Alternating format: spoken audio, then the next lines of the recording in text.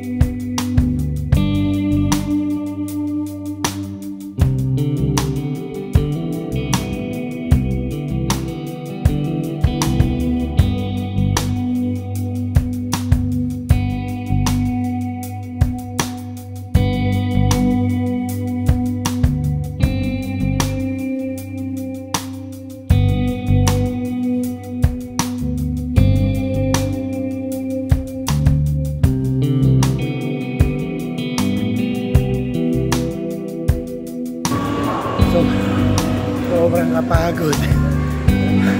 Parang nag-workout.